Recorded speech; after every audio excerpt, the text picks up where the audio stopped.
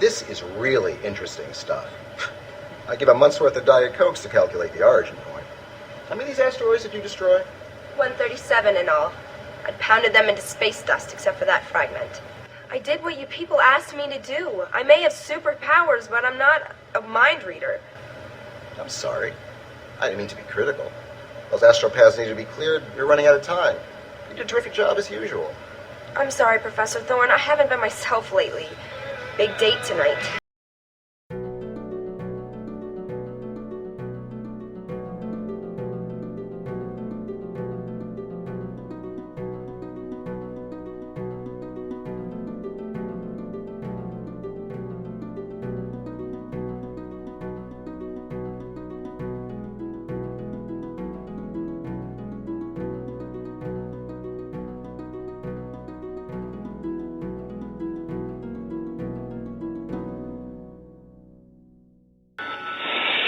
Well, I'm relaxing. I've been busy at work, kind of working on tons of stuff right now, editing-wise, and, I finally have a couple of days off, which is always a good thing. So I'm dusting my apartment. With a feather duster? Yeah, exactly. No. You're not doing it in your Batman boxer shorts, are you? No. But I am watching Batman Returns. Oh, cool. Yeah. So. What'd you think of the new one? Yeah. Dark Knight. Yeah. I mean, I've always loved, my favorite superhero film is always Superman. And I've always said to people in debate fashion all the time is how, Superman is the ultimate comic book film. The first one, 1978. Right. And now I'm kind of...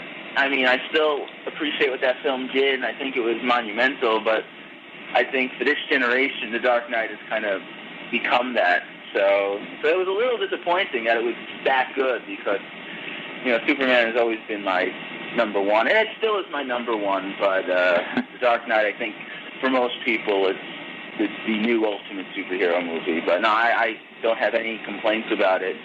Heath Ledger was... phenomenal, and I think the only thing that you could say, and if there were other flaws, it wouldn't even be apparent. But Christian Bale's voice was a little over the top towards the end. I mean, I don't know, but that's something that was a lot of people I knew kind of had a bit of an issue with. Yeah, that seems to be the big critique on the boards that I read. Yeah, but of course, if there were other flaws, no one would even talk about his voice. I mean, right. That just shows you how good the film is. Fanboys find flaws with anything, except themselves. Oh, yeah, of course, yeah. But I think that a lot of the people I knew, even just that aren't fanboys, were like, "Is he trying to sound like Clint Eastwood or something?" But, make my day. Go ahead. Make my day. Yeah, exactly. Or that at the end when he was kind of grunting, it's like... You've got to ask yourself one question. Do I feel lucky? Well, do you, punk? Fanboy Will going to be joining us? No, unfortunately not. Fanboy Will hasn't joined me since the middle of July. And he found this really strange thing that he's alien to called a job. So he's probably there right now. But as I understand, he'll be joining me again in another 2-3 weeks.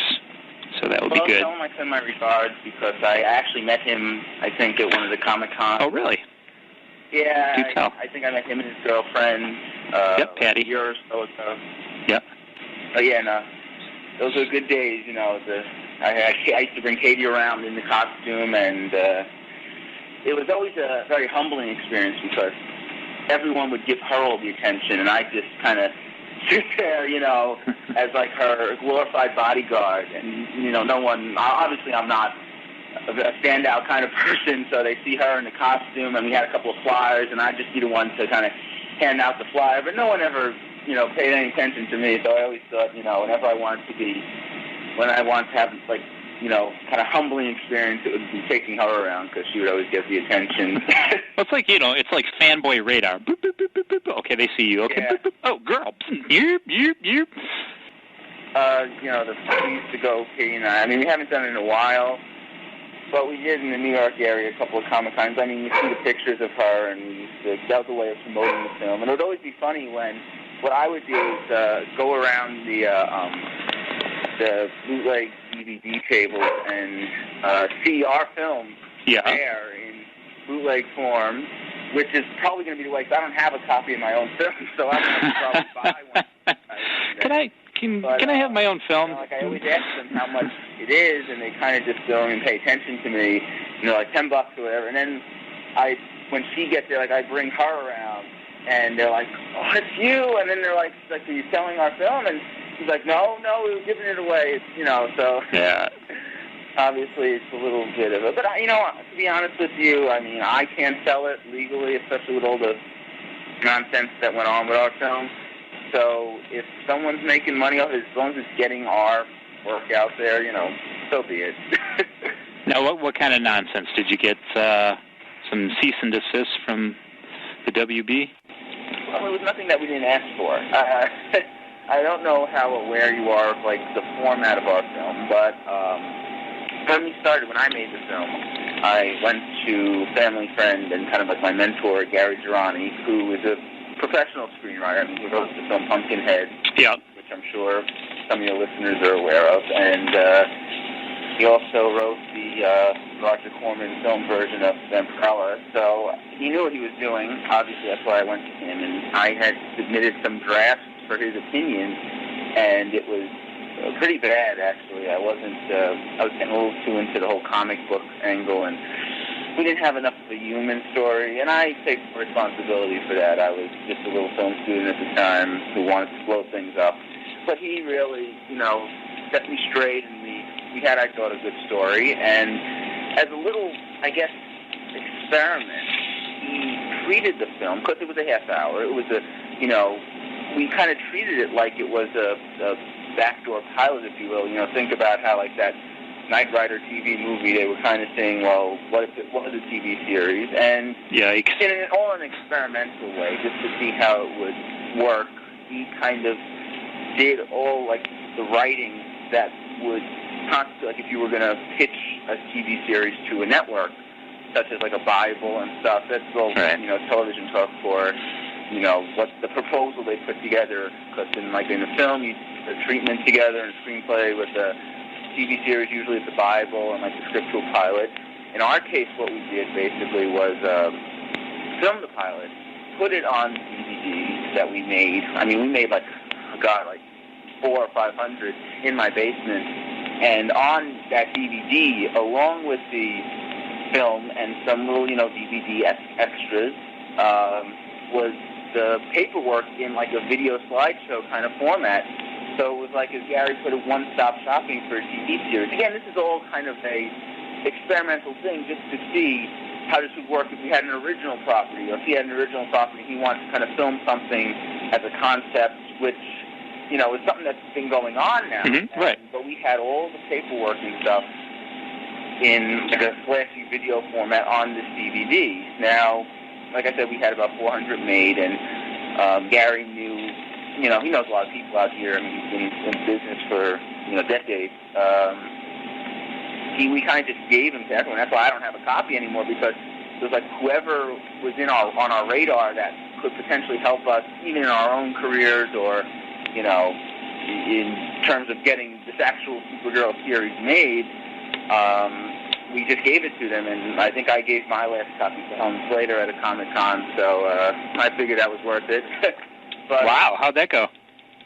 It went well. I think I think she thought it was like a fan cut of her Supergirl. Very fast. I look like that when I was younger. Is there pictures? She said something like that's another Supergirl, and it's like, yeah.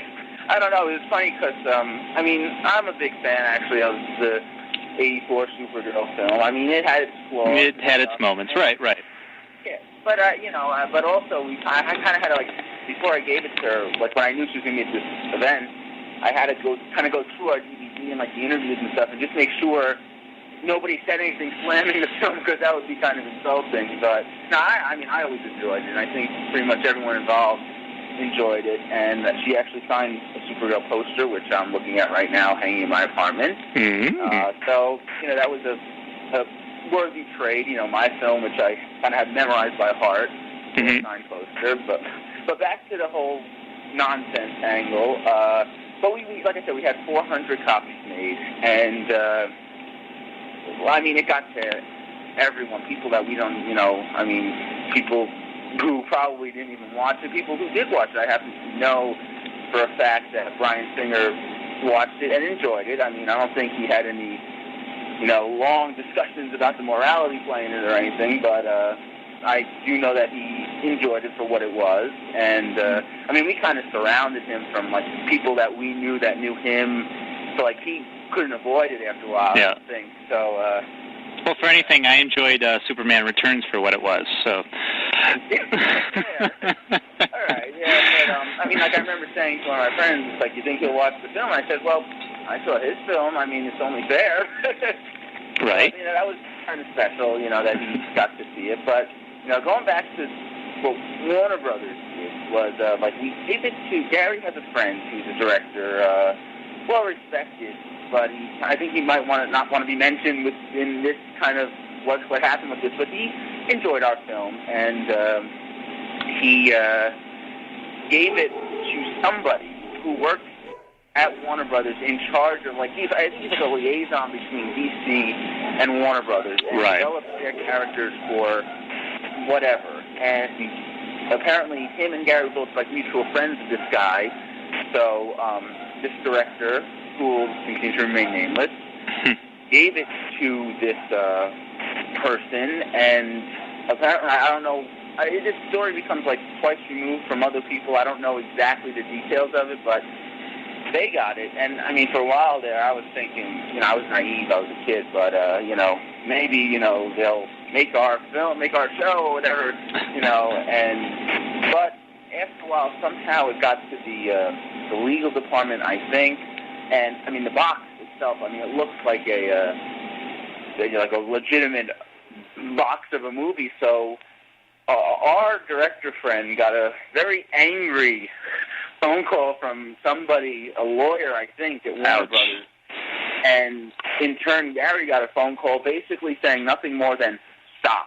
Right. Stop everything, because I've seen, the the hell that they can bring on us. But, when the way that the timing of all this happened is a little bit over a year later, the Supergirl character winds up on Smallville, and there was talk of a spin-off TV series, which was kind of things we mentioned. And I kind of boycotted season 7 of Smallville, but I just picked up the Blu-ray and I was watching it. And it's not our Supergirl that we kind of did. Yeah, I haven't seen that season yet. Yeah, I think maybe we kind of reminded them the endearing nature of this character, and that's okay. I kind of say that cringing my teeth, but I don't think we'll ever know. So you think you planted the seed, maybe, kind of, which I'm sure it's possible. My gut goes with that. If we just gave our DVD to people that we knew, and this happened, I'd say probably not. But the fact that I know it was at Warner Brothers, and they saw, because I know for a fact, legally they're not supposed to read things or look at things. But I remember, the way I understand the story, when the lawyer called our contact, he yelled at him about how the film itself was a quote-unquote cornucopia of copyright infringement, and gave specific examples. So obviously he must have seen it to give specific examples. So, I'm a little skeptical on the whole Supergirl angle on Smallville, just because the timing, a lot of stuff that, if nothing else, it looks like we maybe inspired them indirectly. I don't doubt it. But yeah, you might. But what's that? That was the nonsense surrounding our film, but it was a hell of an experience. For what it was. Yeah, I certainly don't doubt it. Now, yeah. You said when you're younger, when you were talking, when you were young and naive, you're 19 years old, aren't you? I know. Didn't you just have a birthday? Yeah, I actually like a week ago, about 2 weeks ago, I turned 19, and that means that when I made this film, I was like 16. Right. I mean, it's like I got a bit of an early start, so I mean, that's okay. It's all relative, because the producers that I work with, now that are like, done stuff, like when I tell them this story, it's like, come on, you're young and naive, like right. How could you think that they would listen to you? You're just a kid, or the Warner Brothers, the big bad, whatever. But I mean, I like to, I still, have hope that they maybe were inspired by us, and like I said, that's fine. I mean, would I have liked to have been maybe Gary and I, come on as consultants or something? Right. That would have been even better, but I mean, you never know. Yeah, but you got to put it out there. I mean, you never know. Yeah. If you didn't. Exactly.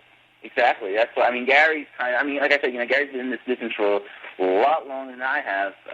So he's, seen things and how it goes through. So I mean, he's a little more skeptical than I am. But right. Even he knows, because I mean, it got everywhere. It was so surprising how many people did in fact see it. Like Gary knows. I mean, he knows tons of people, but he knows a lot of people at DC Comics. And DC, the company itself, is really a lot smaller than the conglomerate that Time Warner is and such. Right, so, right. I mean, I think there was one of his friends kind of held a little screening in the offices to just.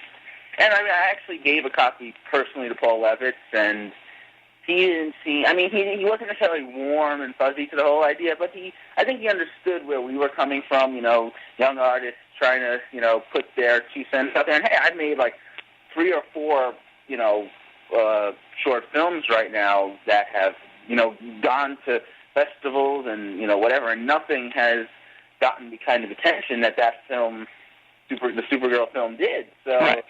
I think it's all, especially in this day and age, might as Well, is that? I mean, that's a big reason why people do fan films. Is of course they appreciate the material, but also Absolutely. It gets them a little exposure.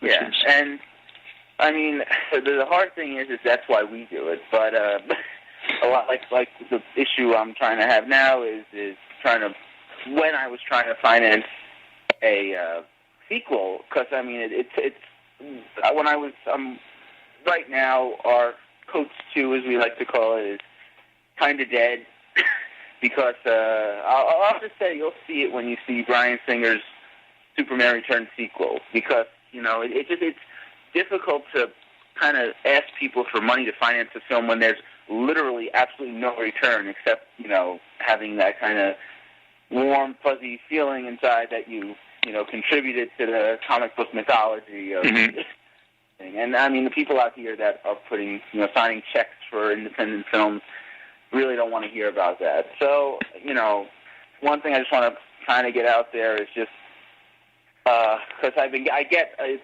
astonishing. I get a lot of, email and stuff, people wanting to know if there is going to be a sequel, and obviously the film ends with it to be continued, title card, so that's perfectly fair, but right now, as much as I'd love to do it, it's just, it doesn't seem possible. I mean, we came very close for a while. I even kind of... Yeah, I was going to say that takes away from what you were telling me a few months ago, is you were going for the sequel, and this is new information that you're not. Yeah, well, I mean, it's disappointing, because I really want... we were working on it in a very much a developmental stage. We had a couple of storylines that we could have taken, and it would have tied everything up. I was even working with a new costume designer to create an alternative but faithful look to Supergirl that would kind of be synonymous, and it would be very unique, and I was excited to kind of see that come to fruition. And I mean, trust me, everyone out there, no one's more disappointed than I am, but it's like I wanted to give everyone a little bit more, and the financial end of it, and also, in this economy, but again, I don't want to get political. Right. It was such a difficult thing, so never say never, but right now it doesn't look like there's going to be a sequel anytime soon. Okay. Well, let's go back in time. Okay. I mean, before, how'd you get into the whole film industry to begin with anyways? Your parents were kind of into the industry.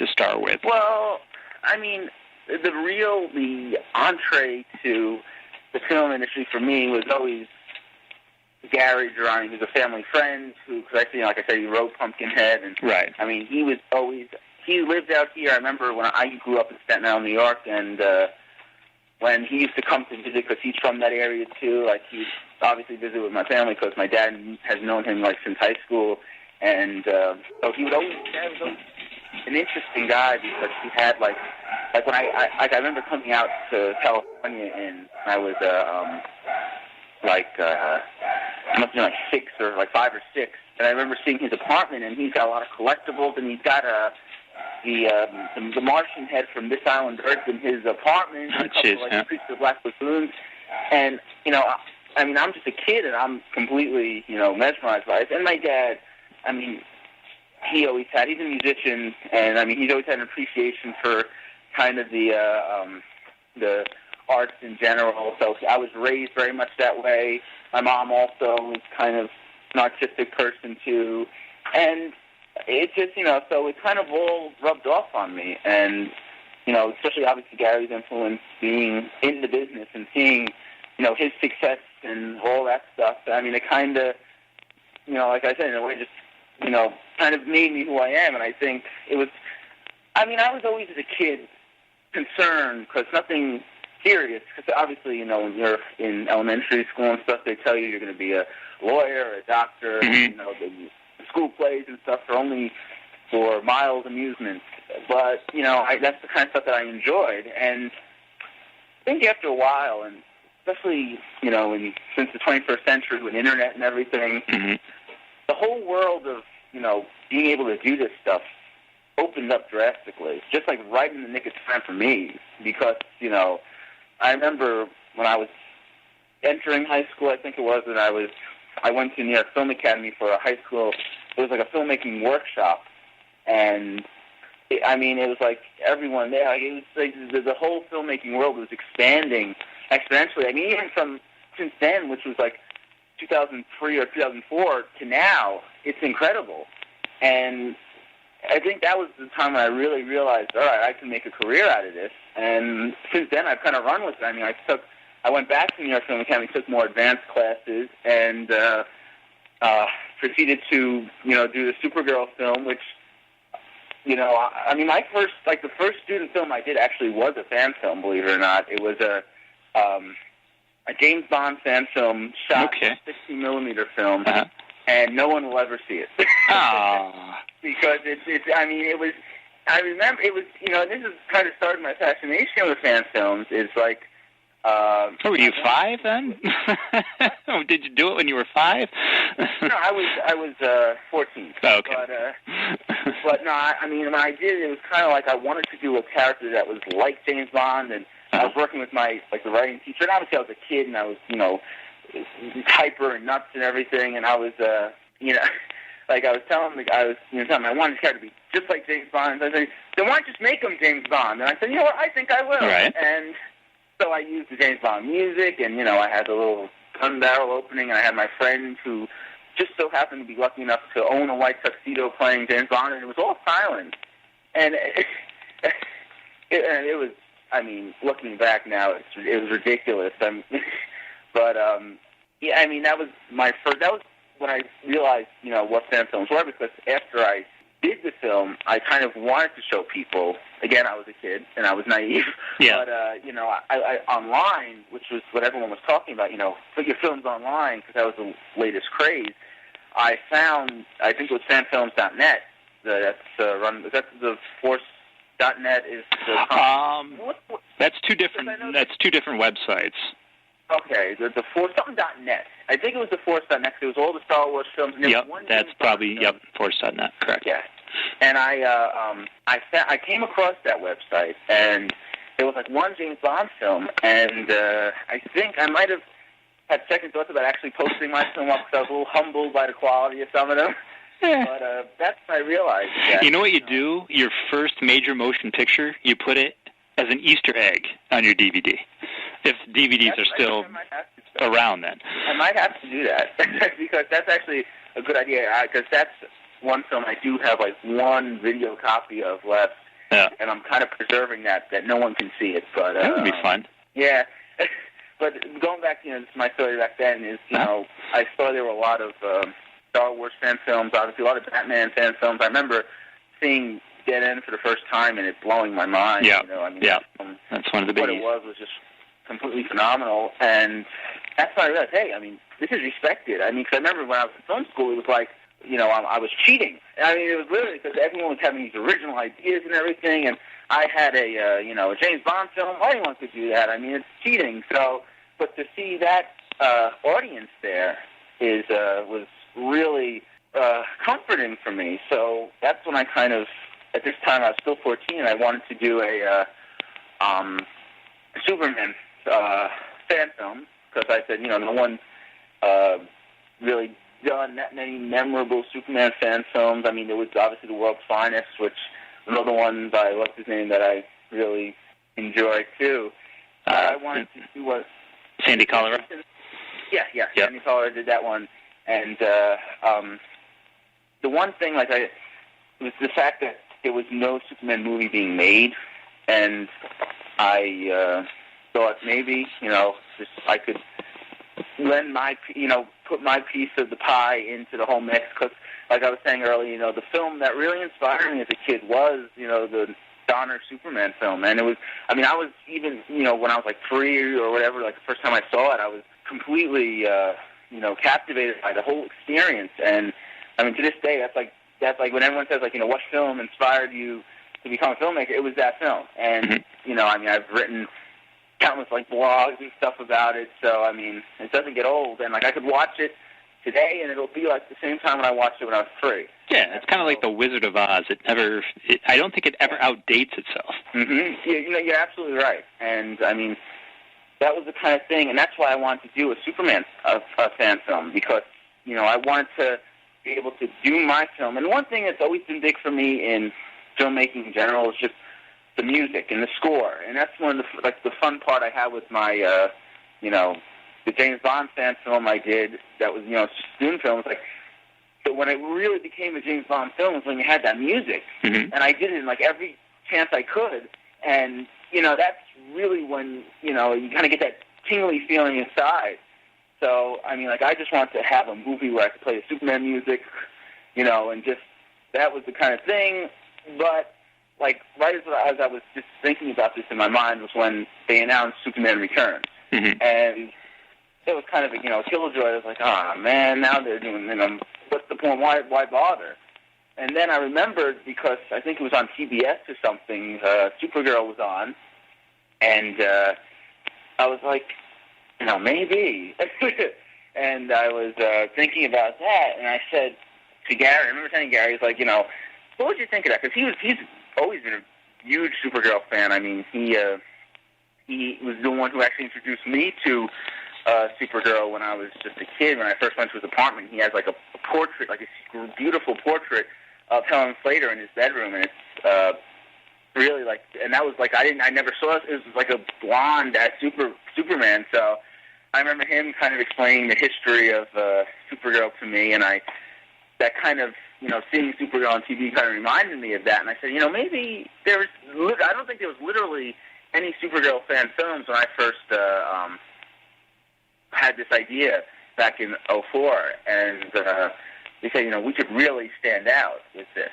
And so Gary said, you know what, go for it. And I was writing treatments and stories and outlines and everything, and they were pretty bad.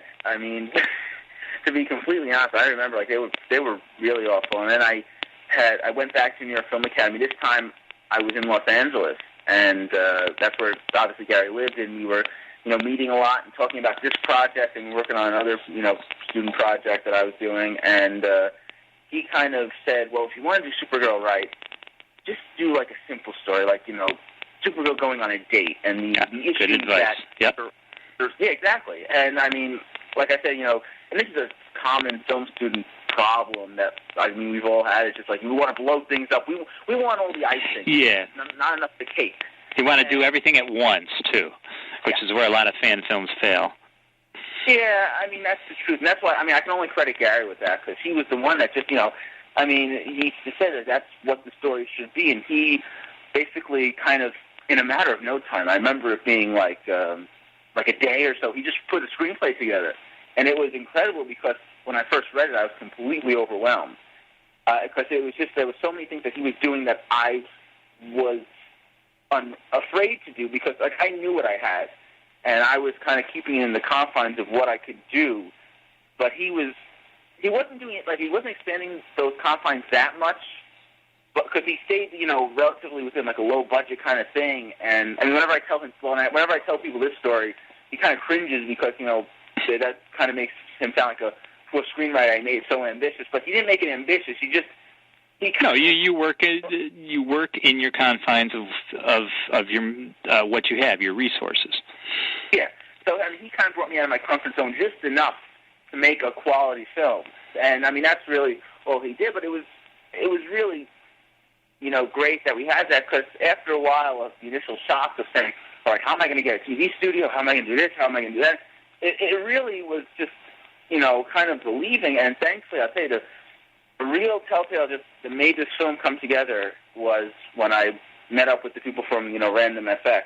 That really, because, the things we did were pretty simple, but at the same time, me alone or with whoever I knew couldn't have done it. And he really, Conrad over at the Random FX people, they really, validated the film with their, like the space station and everything. We were literally just going to take the shot from 2001 and kind of put that in there with, Supergirl flying, like maybe even just a cartoon.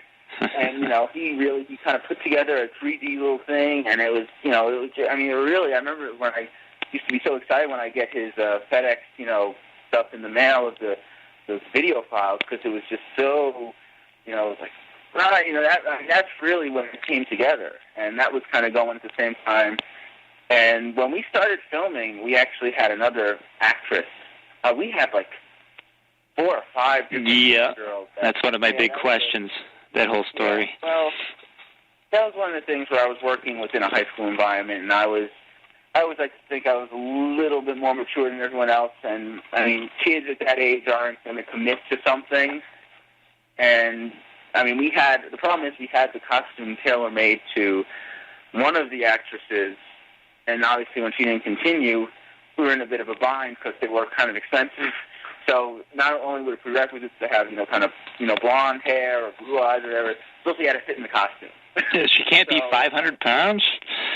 Well, obviously there's the general thing, but also that costume is kind of tricky because this one girl, I remember, we were working, like I said, I kind of cringe now thinking about some of this stuff because I was, still in high school and I was ambitious and, but I remember like one girl we met at a Starbucks.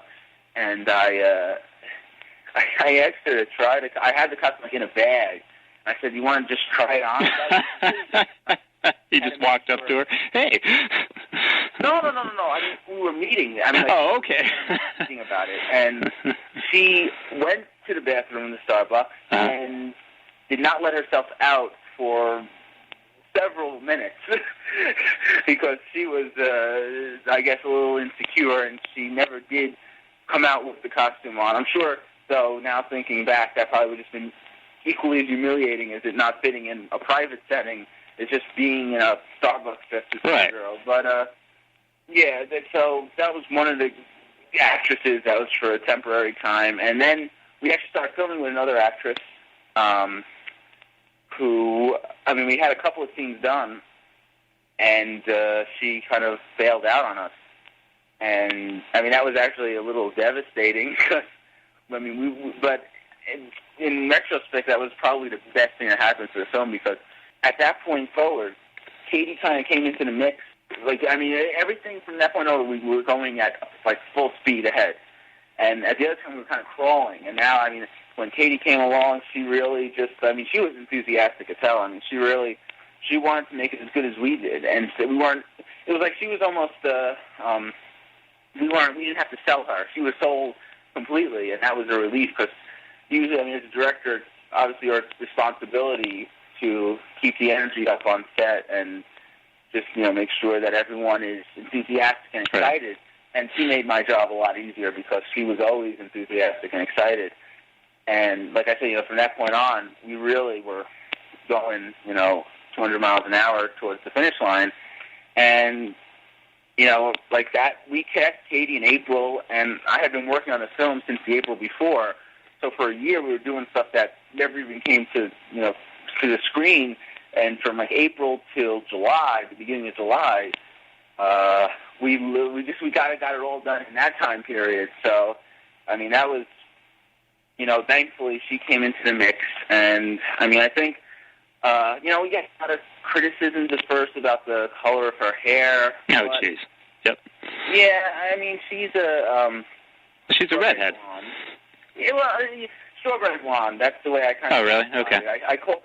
now, I'll call her a redhead, but when I was making the film, because Supergirl's blonde, she was a strawberry blonde. And I thought it would give her a unique, quality. It wasn't... Obviously, there were some times where her hair looked bright blonde and yellowish, but there are other times in certain lighting. And we really thought about the lighting and how to light her to make her look as blonde as possible, but just the way certain sets... it's just certain situations she looked like she had brownish red hair. So, I don't see that big of an issue with it, just because I think she did so many other things so well that you kind of forget about it. It's kind of like Michael Duncan Clark from Daredevil. I don't give a shit if he was black or not. He did a great freaking Kingpin.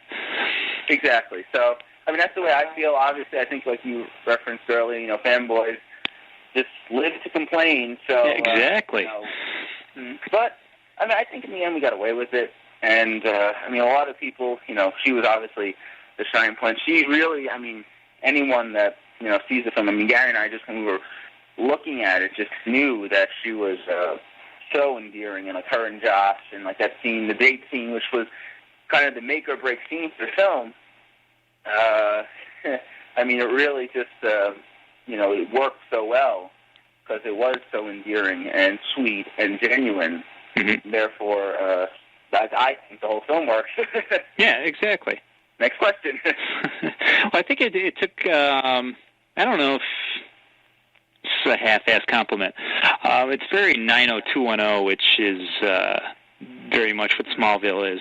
I'm a big Smallville fan. I roll my eyes at a lot of parts, too. And that's kind of what it seemed like your film emulated, was kind of, those soap opera kind of moments, with her going out on the date and whatnot. So it seemed like you really took a lot from Smallville. I can tell you for a fact that my number one, my favorite show of that when I was doing the film was The O.C. Maybe a little of that rubbed off. I definitely see what you're saying now, looking at the film in retrospect. I honestly, I'm trying to think now. That was Smallville was in. If Smallville was in season 5, which I think they were. That's why I really started watching Smallville seriously around season 5. Okay. So I actually think I watched Smallville in preparation for the film, just to be all knowledgeable about anything in that realm, and just to see what I could take. But quite frankly, I think in anything that you see when you're kind of dealing with like a teenage girl going on a date, especially in this generation, it's going to get a little 90210-ish. So, was I consciously trying to do that? Not particularly, but it doesn't surprise me that some people would see it that way. And I kind of see it that way too. But I don't think it's necessarily something that you could say, all right, the girl's going on a date and she's, going to be meeting the guy, and then the superhero, she's got to go off and everything. I think that's just, it's a little bit of the teenage angst angle, but I wasn't saying, all right, we got to make this, like a 90210 episode or something. No, I wasn't saying you were. I was saying that Smallville kind of takes their nods from 90210, and that just throws a superhero in the mix. One kind of gripe I have with, and this, the thing that we were going for with this was, there had to be a joy, just in the spirit of the film, and that's why it's very colorful. And even when she's kind of pouring her heart out, you kind of you want to hug her. I think Gary said this we were making the film, so she's got to be almost like Peter Parker in drag. And I mean, but the truth is, like, I've always found, especially in those earlier seasons, Tom Welling's Clark Kent was a little bit like more like an unpleasant depressing, as opposed to like an endearing depressing. Mm-hmm. I mean, I don't know, maybe it's a female angle, but like I even like Heroes now, it's almost like so depressing. Like, who wants to watch? I mean, I'm not a fan of Heroes. That's why I'm saying this. I'm sure I'm going to alienate a few people, but I mean, who wants to, see these, kind of this dreary attitude? And that's why I think, in many ways, Superman Returns wasn't all it could be, because, you look at the first Superman, which, Bryan Singer obviously was trying to emulate, and I don't blame him for that, because I'd do the same thing if I was in his position. Right. Because I'm, as much of a fanboy as he is. But I think that the thing that was somewhat missing in Superman Returns was that joy and that kind of, like Christopher always had like that smile, and I mean, I don't think you see Brandon Routh smile, once as Superman, and well, I guess a few times, but generally speaking, there isn't that joy, that internal thing that kind of makes people want to see more.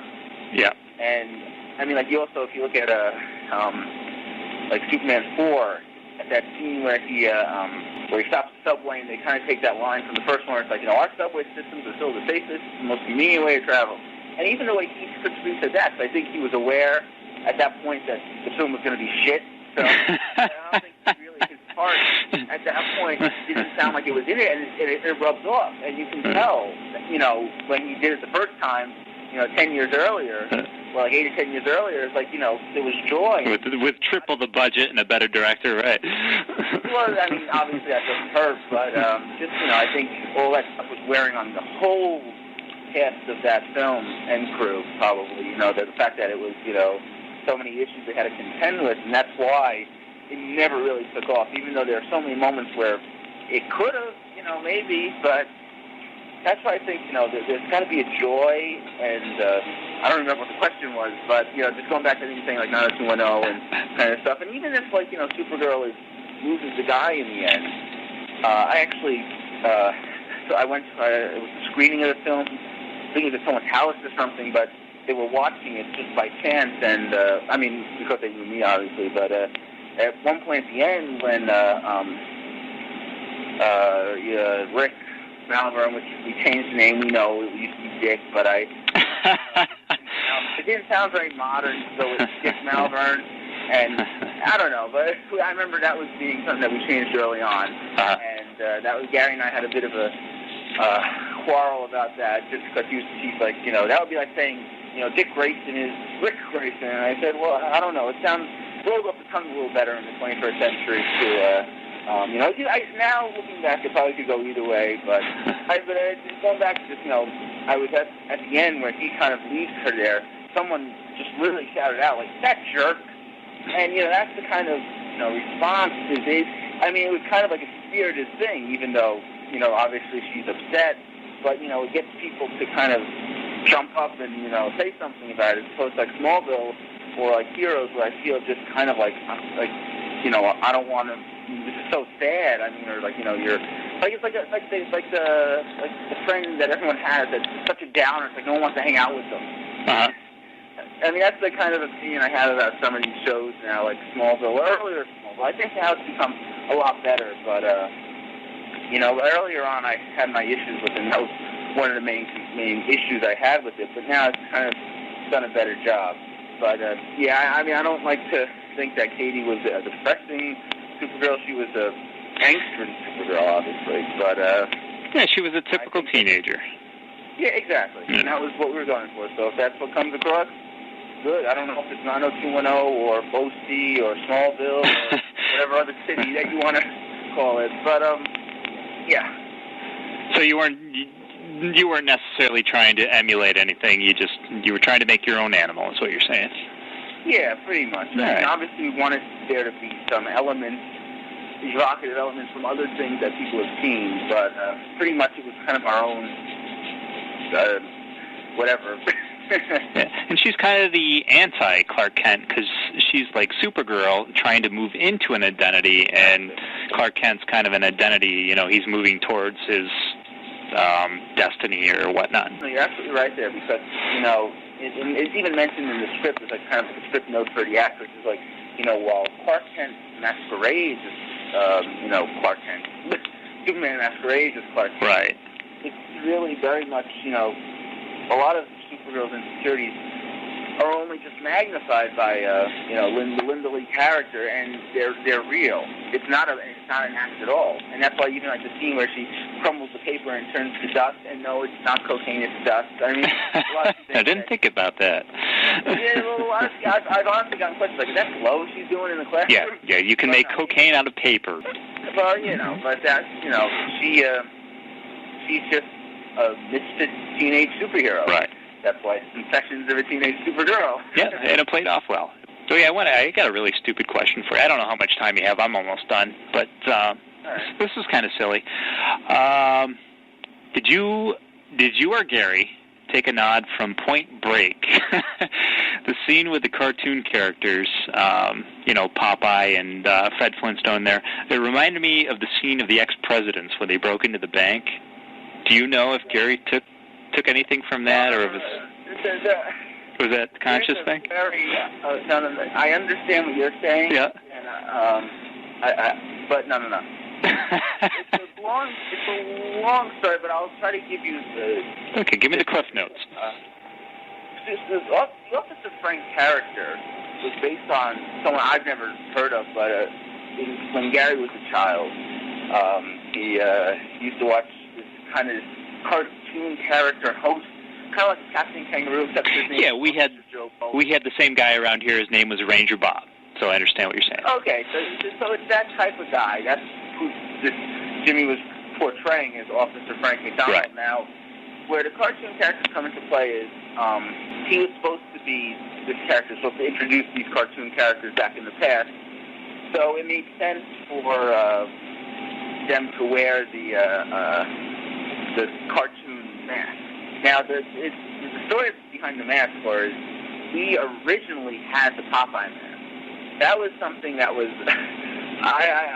you know, you'll have to ask Gary about that one, but it just was a story where the actor who played Officer Frank, he's a great guy. He's actually my godfather, and he's my dad's best friend since like elementary school, and he was kind of written for him, the character, but he used to, like, in the foolishness, you know, wear the Popeye mask as a joke, because we kind of had it. So I think Gary took from that, but there's no Point Break. No angle there. Yeah, it was almost like our own like inside joke kind of thing. I'm sorry. As soon as I saw that, I was going, "This is just like Point Break when the presidents go and the ex-presidents go into the bank." Well, you know, the masked criminal seems to be something that. I mean, even like when we were watching The Dark Knight, I was right. Gary, Same parallel, exactly. I was like, we inspired that as a joke, obviously. Right, but, right. I think everyone has the mask nowadays, because I did another film my friend did where, I mean, he didn't have cartoon characters, he just like these plain white faces, but, I guess T-mask doesn't cut it anymore. It's got to be a little more colorful or, a little more variety. Well, you also did a Dracula film. Can you touch upon that? Yes, I did, and I still haven't seen that one. I uploaded it to my iFilm account, and I've never even watched it. Well, yeah, and honestly, I think that was a film. That was an interesting how that happened, because I had done Supergirl, I guess, when I was a junior in high school. I had finished it by the time I was a junior in high school, and like I think I alluded to earlier, a lot of my friends were, they would play around. It wasn't. I was a very serious, almost a little too much. Yeah. I've lightened up a lot since then, but trying to get things done as a junior in high school is very difficult, especially with what we were trying to do. And I remember just, it was really the Supergirl film was hard to get done with my friends. I had a lot of outside help, but also a lot of my friends. And then when I was graduating from high school, which was like a year and a half ago, one of my friends came to me who was actually going to film school now. And I said, we should collaborate on something. And I said, great, where were you a couple of years ago when I needed you? But, he wasn't really into the whole film thing then, but he wanted to make a film. And I don't remember how, actually, no, Gary suggested, because I wanted to do a horror film. I wanted to do kind of a fun, because we weren't planning on thinking it through very much. So we wanted to do some fun, kind of that bloody and messy and sexy kind of thing. And Gary said, he said, I'm going to give you a title, and you run with it whichever way you want to. And he just said, Dan Nastro's Dracula. I said, interesting. And I mean, obviously, I could make it, whatever. I mean, I could have gone so many different directions. But, I mean, basically what it is there are so many, it's just like a lot of archetype characters and just, I mean, there's a party, and Dracula happens to be one of the kids in college, and it actually, I mean, I really enjoyed it. I'm surprised it came out as well as it did because, I mean, we put like a week's worth of work into it, and I filmed it, like, in and around my house, and I think, I mean, like, obviously, like, we didn't have extras or anything, so, like, it's supposed to be a crowded college party, and there's, like, we had, like, one actor, or like the actors, like, kind of wearing different pants and different shirts.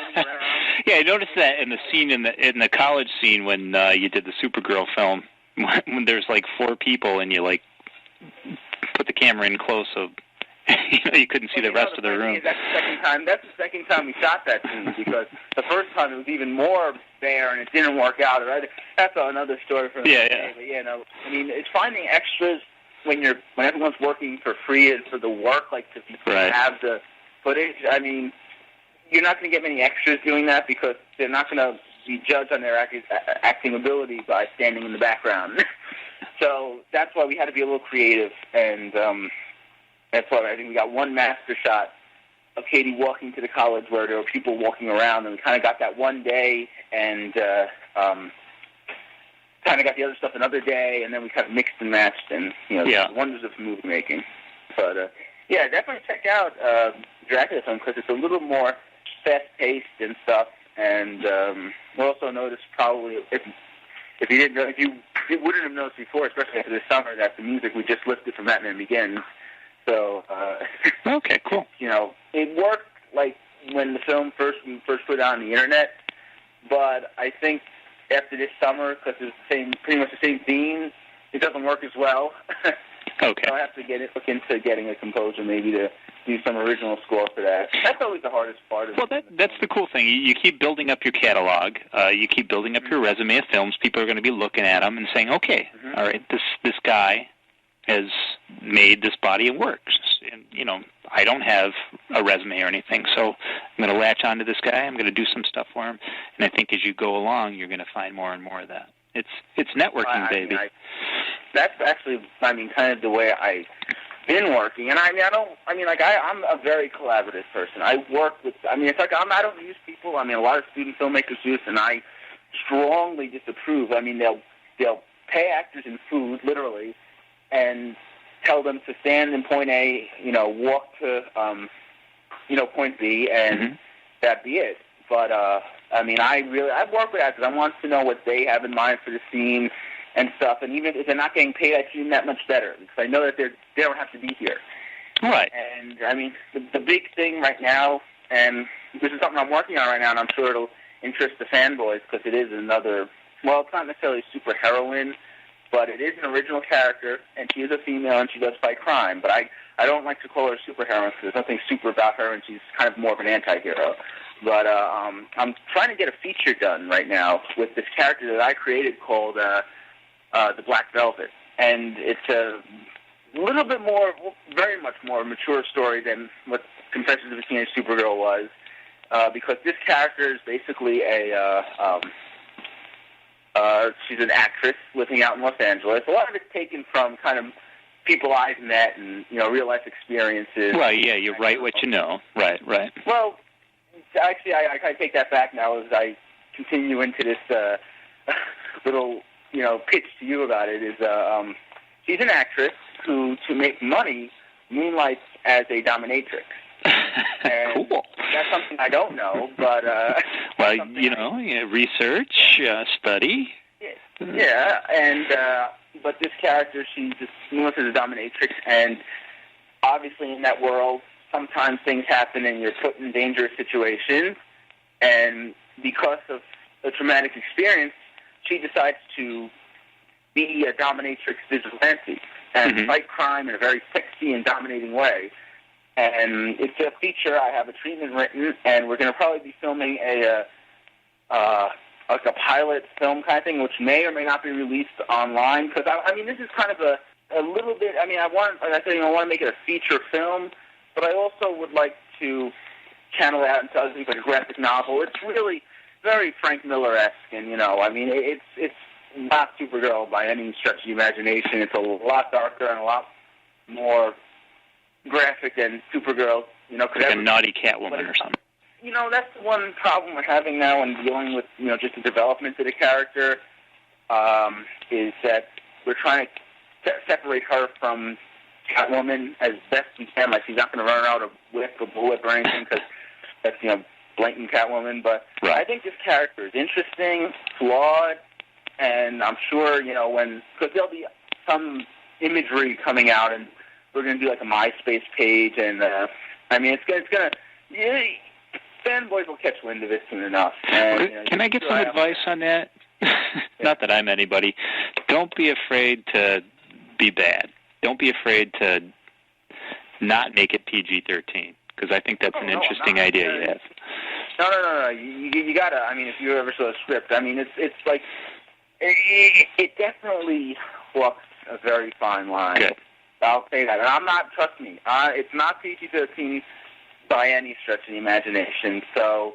Because if you do that, I think you got something there. Oh no. We're not afraid of anything with this. I just one thing I do know is I'm gonna.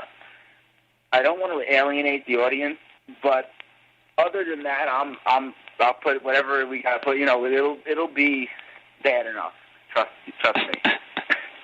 But that's what I'm working on right now. Because I'm trying to, like I said, get financing for a feature film. So hopefully, instead of watching on your little computer screens, you can watch it on a big movie screen. Right. Someday, maybe. We'll see. But also, keep your eye out, because it'll, other things other than just the film will be out about this character. We're going to get hopefully some kind of artwork commissioned, and, pictures and stuff, so you can, put a face to the character, and we're going to give her a little backstory that'll be online. And, just keep an eye out for that. That'd be cool. Okay.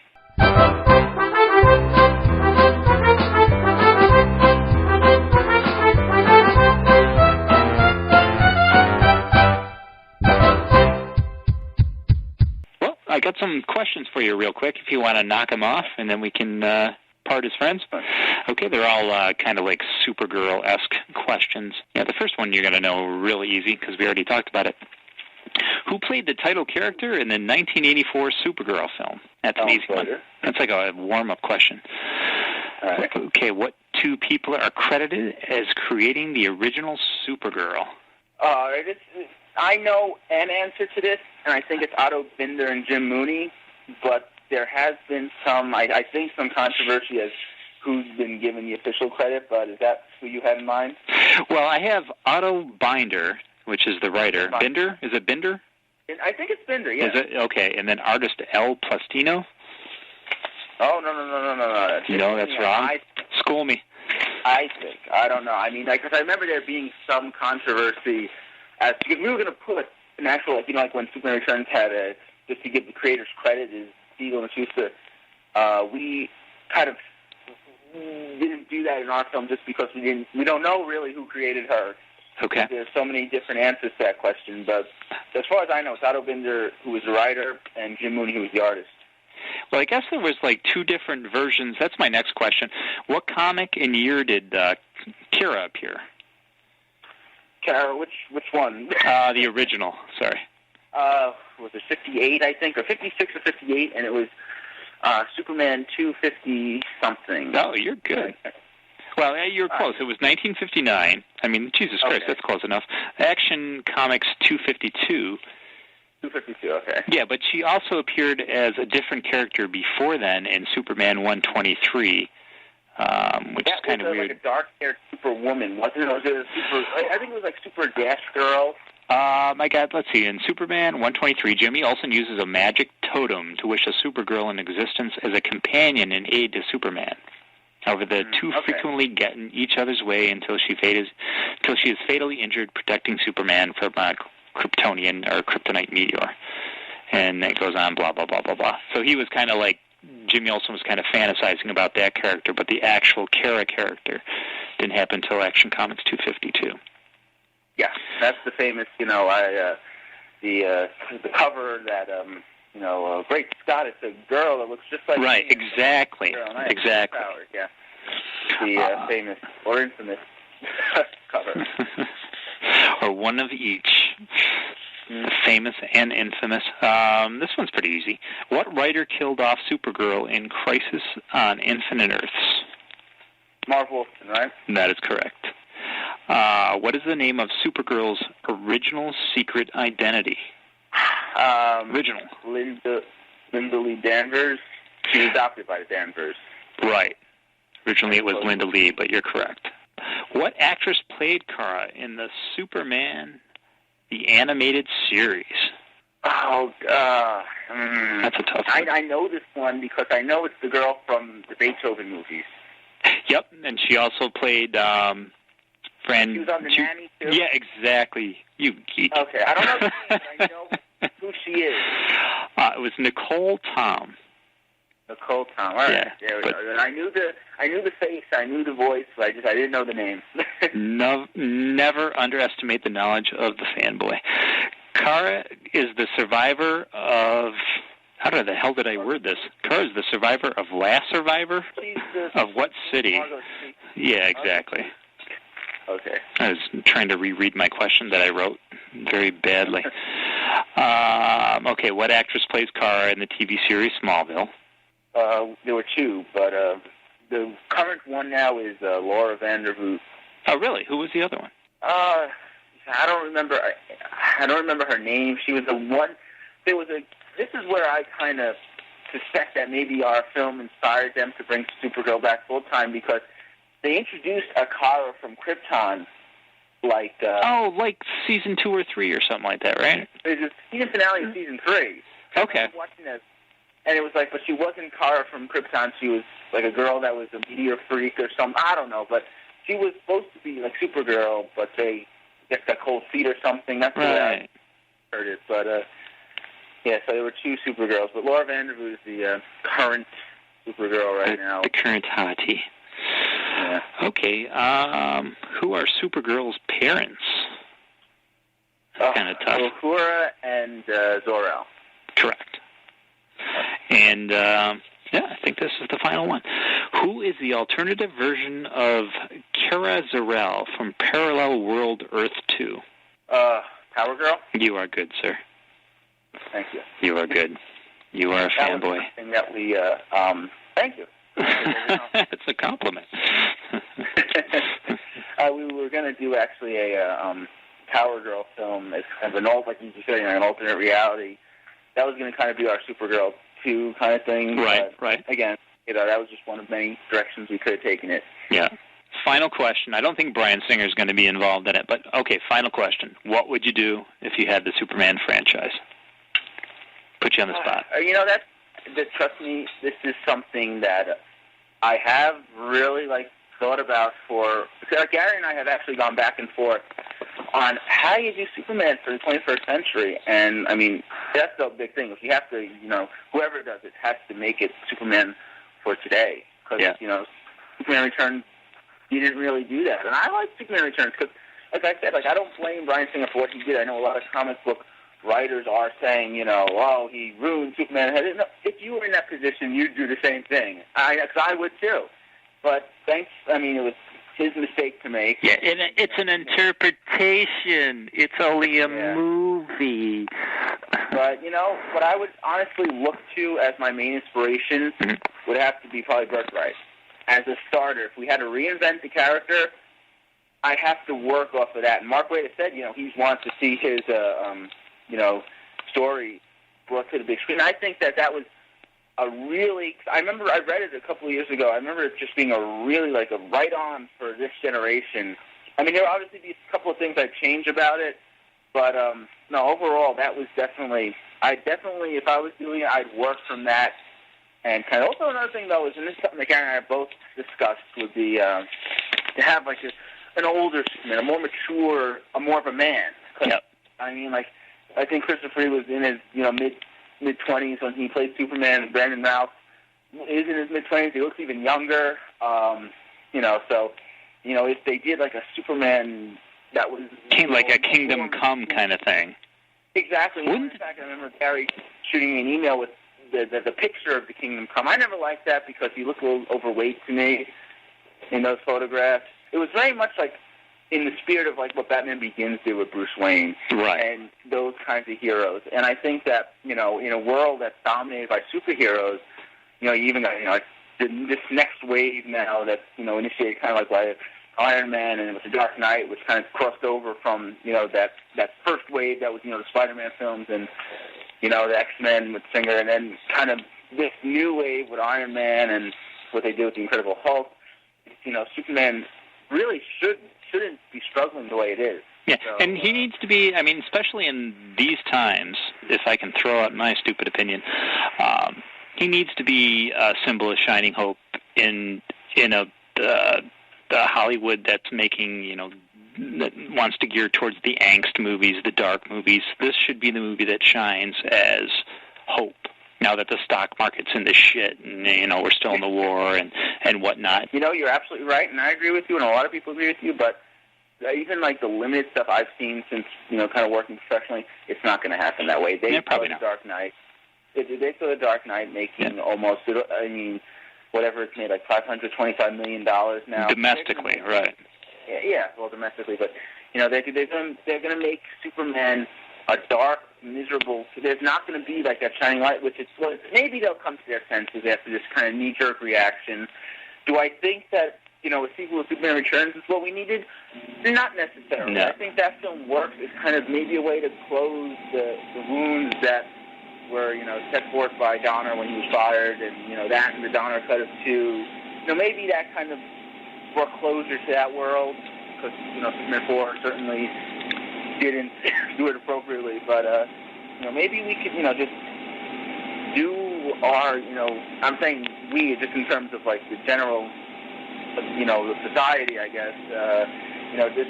We can enjoy now a Superman that's for this generation, that's not doesn't bring back any. I don't think that as much as I'd love to, if I was doing a Superman film, the hardest thing for me to do would be probably to jettison the John Williams Superman theme. But you can't have that. It's got to be like a theme that's like the theme from Terminator, like that. It's got to be a very kind of a soft theme like Batman has now.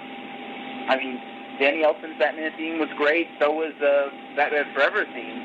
Right. But in this realistic world, the soundtrack from The Dark Knight was phenomenal. It didn't have those resonating themes because that's the spirit of today. It's more of a realistic, world that you have to have very soft themes. And that's something that Superman is it's gonna be interesting to see Superman without that music now. Yeah, I don't know if I could live without that. Yeah. They use it in Smallville, and like you said, they use it in Returns, and it's just a very uplifting. Although it really worked well. I was surprised how well it worked. Even I remember the episode where they used the footage from Superman where he's the star and like the ship leaving Krypton and obviously the fortress. But I think that for TV maybe it works. I think though it's time that we need to kind of move forward. Wash your hands of it and start fresh. Yeah. All right, sir. I thank you very much. And we'll have to get you back on when Mr. Fanboy Will's around. Excellent. Tell him I said hello again, all right? I will. All right. All right, Dan. Thanks. Have a good one.